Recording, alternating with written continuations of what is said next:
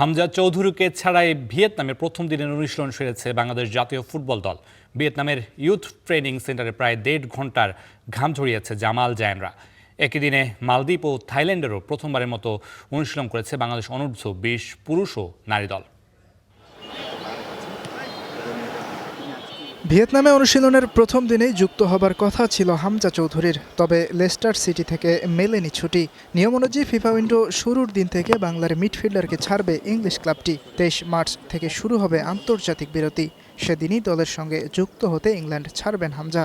সবকিছু ঠিক থাকলে 24 তারিখ দলের সঙ্গে যোগ দেবেন লেস্টার তারকা। হামজাকে ছাড়াই ভিয়েতনামে প্রথম দিনের অনুশীলন করেছে বাংলাদেশ। 21 মার্চ ভিয়েতনামে পৌঁছালেও প্রথম দিন বিশ্রামেই কাটিয়েছে হাভিয়ের কাবরেরার শিষ্যরা। জার্নি শেষে আজকে আমাদের প্রথম অনুশীলন ছিল। অনুশীলনটা শর্ট ছিল, বাট আমাদের প্র্যাকটিসটা অনেক ইন্টেন্সিটি ছিল। ওভারঅল আমাদের এখন বর্তমান একটা লং একটা জার্নি শেষে এখন রিকভারির সাথে সাথে আমরা ভিয়েতনামের সাথে কিভাবে ম্যাচ খেলবো ওই টেকনিক্যাল জিনিসগুলো নিয়ে আমাদের কোচ কাজ করেছে। সো আশা করি আমাদের আরও কয়েকটা সেশন আমরা এখানে পাবো ভিয়েতনাম ম্যাচের আগে। সো হোপফুলি আশা করি আমরা ওদের সাথে আমাদের চেষ্টা করব আমাদের লেভেল বেস্টটা দিয়ে একটা ভালো কিছু করার জন্য, যেটা আমাদের সিঙ্গাপুর ম্যাচের জন্য ভালো কিছু হবে। আগামী 26 মার্চ ভিয়েতনামের বিপক্ষে ফ্রেন্ডলি ম্যাচে মাঠে নামবে বাংলাদেশ।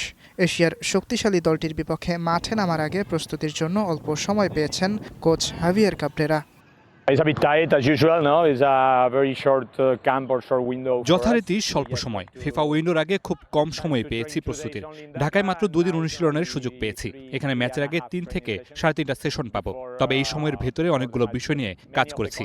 ম্যাচের আগে ভালোভাবে প্রস্তুতি সম্পন্ন করতে পারবো।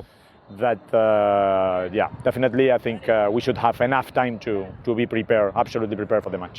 একই দিনে অনুশীলন করেছে বাংলাদেশ অনূর্ধ্ব-20 দল। মালদ্বীপে সাব চ্যাম্পিয়নশিপের জন্য প্রস্তুতি সেরেছে তারা।